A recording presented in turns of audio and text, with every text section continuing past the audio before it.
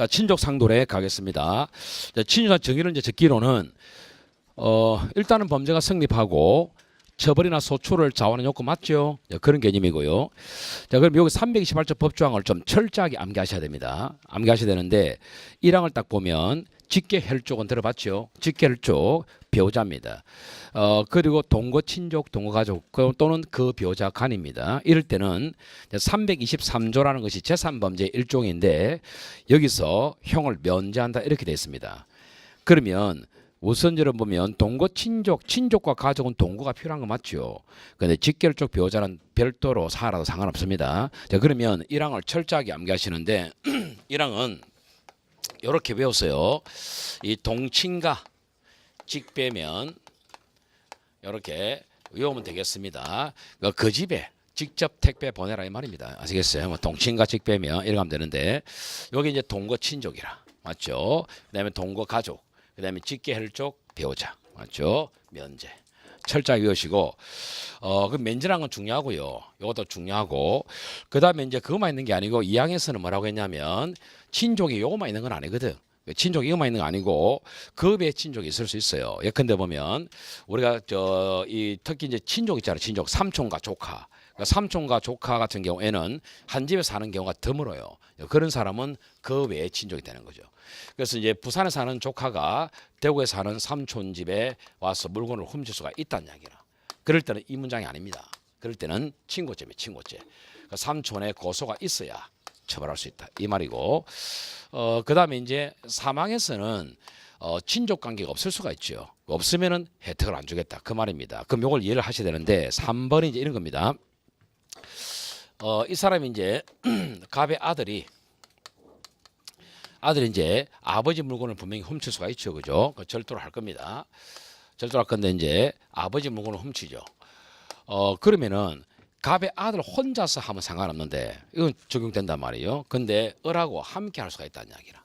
함께 절도했어요. 그러면 아들은 어차피 아들이니까 혜택을 보겠죠. 얘는 혜택 보지만 이 사람은 친족이 아니죠. 얘는 혜택을 못 본다. 이야기입니다. 됐죠? 또 이제 반대로 이럴 수 있습니다. 갑의 아들이 자, 물건을 훔칠 건데 절도하는데 이 물건이 혼자가 주인이 아니에요. 여러 명이 주인이라는 것을 우리가 배웠죠. 이걸 공동소유다 이렇게 부르잖아요. 그죠? 공동소유인데 갑도 주인이고 을도 주인이고 병도 주인이라 이럴 수 있거든. 그럼 이 사람만 있으면 안 된다는 이야기예요. 이 사람 주인이기 때문에 그러면 이 아들은 혜택을 못 봅니다. 아시겠어요? 됐죠? 그 이야기입니다. 자, 되겠죠? 자, 됐고 그다음에 이제 요걸 철저하게 머리에 담으십니다. 담아야 되겠고 그 법 중요합니다. 자, 그러면 이 정도 승리하고 내려갑니다. 서술은 굳이 안 봐도 될 것 같아요. 안 봐도 될 것 같고 양을 줄여야 됩니다. 2번 중요합니다. 시험 문제인데 친족관계 이제 친족상도례란 이 문장이 적용되는 범죄가요 모든 범죄가 되는 건 아니죠. 그 먼저 갈로 1번에 보시면 외워야 되는데 중간에 친족상도례는 이 단어는 재산범죄에서 나오는 단어입니다. 그죠? 이 재산범죄 중에서 강도죄 좀 볼 건데요. 강도죄나 그다음에 손괴죄, 점유강치, 강신면탈죄 요걸 빼고 우리가 기수든 미수든 상관없이 적용됩니다. 그러면 이게 무슨 말인지를 볼 건데 그러면 재산범죄라는 것은 종류를 외우지 않아도 됩니다. 그는 많이 보다 보면 눈에 들어옵니다. 들어오는데 한번 법을 좀 보죠. 328조를 펼쳐보세요. 한번 여러분 확인시켜 주는 거니까 다른 의미는 둘 필요가 없습니다. 328조 거기 금방 봤던 친족상도례 법조항에 나오잖아요. 그죠? 그래서 이제 첫째 323조의 죄는 이렇게 했거든요. 그럼 여러분 323조의 죄가 나오는데 그 죄가 여러분 찾아보시면 권력사 방해죄가 됩니다. 맞습니다. 그럼 권력사 방해죄인데요.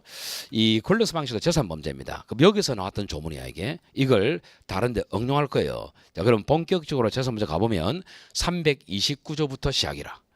그 329조부터가 재산문제 본격적인 시작인데 거기는 보시다시피 절도 강도 파트입니다. 그럼 329조가 절도고 330조가 야주절이죠. 331조가 특수고 그 다음에 1조의 2가 자동차고 그 다음에 332조가 상습범입니다. 거기까지가 절도죄 파트입니다. 이게 절도죄 파트고 333조부터가 강도가 시작돼요. 그 334조가 특수고 335조가 준강도가 됩니다. 그 밑에 이제 강도 강간도 있고 등등 있죠. 그렇게 내려가다가 344조에서 뭐라고 하냐면 346조는 필요 없고요. 328조 규정 좀 전에 봤던 거죠. 328조의 규정을 하면서 329조 내지는 붙습니다. 붙어 332조까지만 적용하겠다. 이렇게 논단 말이에요. 이게 결국은 한마디로 절도죄 파트는 응용하겠다. 그리고 강도죄 파트는 적용 안 해주겠다는 이야기입니다. 근데 여기 생각해보면요. 아버지 물건을 훔쳐오는 건 이해하겠는데 아버지를 개패듯이 때려가지고 뺐습니다. 그 사가지 아닙니까? 그 뭐 혜택 줄까요? 그 강도죄는 빠지는 거 취지가 됐지. 그 다음에 또 이어서 보면 347조 위에 보시면 제목이 사기와 공갈죄입니다. 이 재산범죄거든. 그러면 347조가 사기고 그 밑에 이제 뭐 컴사도 있고 그죠? 컴퓨터 사용 사기죄, 뭐 편의시설 부정이용죄, 부당이득죄가 있을 것이고 그 밑에 이제 350조가 있어요. 그 350조가 공갈죄란 말, 공갈죄 재산범죄입니다. 있고 이제 특수공갈도 있고 그렇게 하다 보니까 354조에서 말하냐면 역시 328조 규정은 본장에 적용해야 돼. 이 본장은 사기와 공갈 파트 전부 다입니다. 이해되겠습니까? 그런 이야기고 그 다음에 355조를 보시면 위에 제목이 횡령과 배임입니다. 이제 오늘 배우는 하이라이트입니다. 이게 횡령 배임인데 1항이 횡령이고 2항이 배임이고 356조가 업무상 횡령 배임이 있습니다. 357조가 배임 수혜죄가 있습니다. 그렇게 하다 보니까 또 넘어가시면은 361조입니까? 거기 보면은 역시 본장에는 328조를 적용하겠다. 이 파트 다 된다는 이야기예요. 횡령 배임. 그 다음에 362조가 작물죄인데 오늘 빨리 가면 거기까지 갑니다. 가는데 작물죄 파트로 이것도 이제 작물이라는 것은 여러분 이제 재산범죄를 통해서 획득한 물건 있잖아요. 그냥 절도를 통해서 반지를 획득했잖아. 그걸 작물이라는데 그걸 다른 사람이 사면 안 되겠죠. 그게 작물죄예요. 근데 여기는 따로 보면 이러면 365조에 보시면 따로 조항이 있어요. 특례가. 그래서 뭡니까 뭐 우리가 전 3조와 피해자 간에는 328조 어떻게 하고 328조 법정을 응용하는 거 보이십니까? 원래대로 안 따라갑니다. 그래서 따로 중요합니다. 그 자리가. 그 다음에 366조부터가 손괴죄 시작되죠. 손괴죄 재산범죄거든. 그러면 그냥 손괴도 있고 특수손괴도 있고 중손괴도 있고 쭉 내려간단 말이에요. 그 맨 밑에 보면 372조에서 말하냐면 328조란 말이 없어. 맞죠? 그 손괴란 범죄는 적용 안 하겠다는 이야기입니다. 때려 부수니까 좀 심하다 보는 거예요. 적용 안 합니다. 그러면 손괴죄 파트는 적용 안 한다는 이야기가 파트를 했습니다. 그런데 그러면 손괴죄 파트에 어떤 죄가 있느냐? 그거는 바보 안에서 알아집니다. 손괴 단어 들어가면 돼요. 그냥 손괴, 중손괴, 특수손괴 들어가면 되잖아요. 파괴 들어가면 된단 말이에요. 근데 그 단어 어울리지 않는 범죄가 있어요. 바로 그게 경계침범죄입니다. 그래서 이쪽 파트에는 단순한 기로요. 경계침범죄가 복병처럼 등장합니다. 조심하셔야 돼요. 그거 아시겠어요? 됐어요. 다시 책으로 하시죠. 이해됐죠? 자, 그러면 책으로 오셔가지고 이제는 암기만 남았습니다. 그 갈로 1번 형법상의 재산죄에서 첫 문장에 재산범죄 중 강도죄, 손괴죄가 있는데 강도죄라 하지만 강도죄 파트입니다. 아시겠어요? 손괴죄라 하지만 손괴죄 파트인데 위에 하나 적어야 돼. 경계침범죄야. 조심해라고. 아시겠어요? 그리고 점유강치죄라는 게 있고 준점유강치라는 게 있습니다. 있고 그다음에 강제병 면탈죄라는 게 있습니다. 그래서 이거 이제 외워란 말이야. 뭐 강송점탈 이렇게 외우든가 외우면 됩니다. 두 문 따서 됐죠? 됐고 그다음에 2번 중요합니다. 2번은 특별법상의 재산죄가 있는데요. 이건 별 건 없고요. 판례만 보면 되는데 다음 페이지 판례 볼 건데요. 먼저 이해를 하시고 읽으세요. 여러분 우리가요 이 형법에는 사기죄가 있거든요. 근데 사기를 당한 금액이 예컨대 1억 미만이다. 그럼 1억 미만이면 형법을 적용할 건데 사기당한 금액이 클 수가 있단 말이에요. 그럴 때는 죄질이 무겁습니다. 그럴 때는 그런 범죄들을 형을 가중하기 위해서 특가법을 만들어놨어요. 특별법.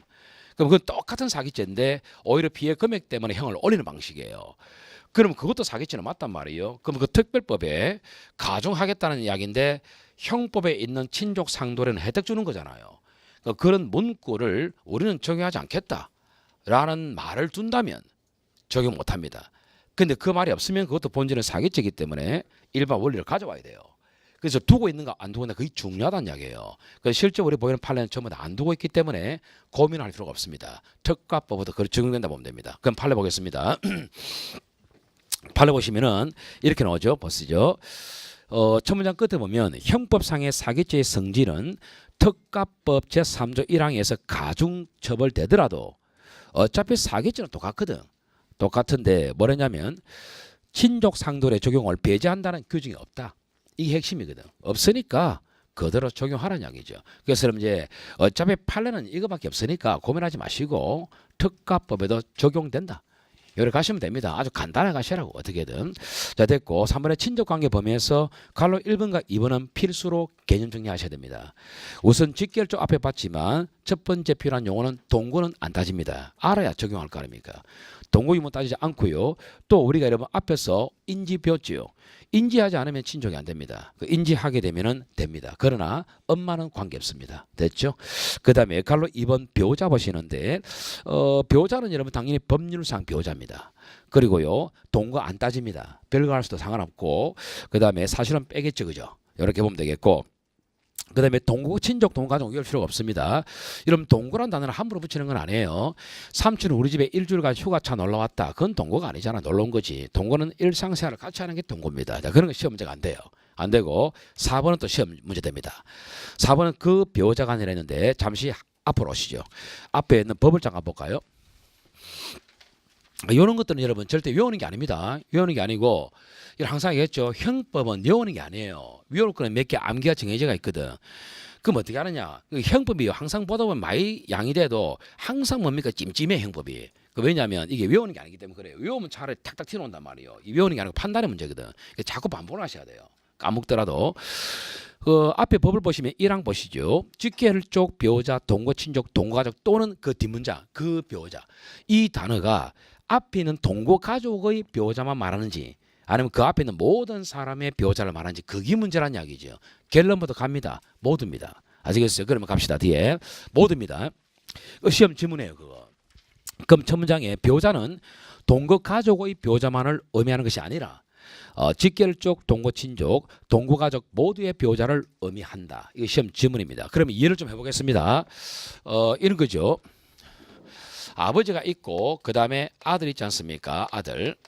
됐죠? 이렇게 했는데 요 두 사람 사이에 절도가 벌어졌다. 그거는 여러분 아시다시피 이거는 직계혈족이라. 직계혈족이기 때문에 당연히 적용돼요. 맞습니까? 이건 적용됩니다. 그러면 여기서 이제 이 말은 이 아들이 결혼할 수 있잖아요. 결혼할 수 있습니다. 그래서 결혼해가지고 요 부인이 생길 수 있거든. 그 부인이 뭐냐? 직계혈족의 배우자란 이야기야. 맞습니까? 그럼 이 친구가 요 소위 말하는 시아버지잖아. 시아버지. 시아버지 맞지? 시아버지. 그 시아버지의 물건을 이 사람이 예컨대 절도할 수 있잖아요. 그럼 절도했을 때 이 며느리에게 혜택 줄 것이냐? 그 문제입니다. 줘란 이야기예요. 그래서 이거는 친족 관계로 인정하겠다. 적용됩니다. 아시겠습니까? 그 이야기입니다. 됐죠?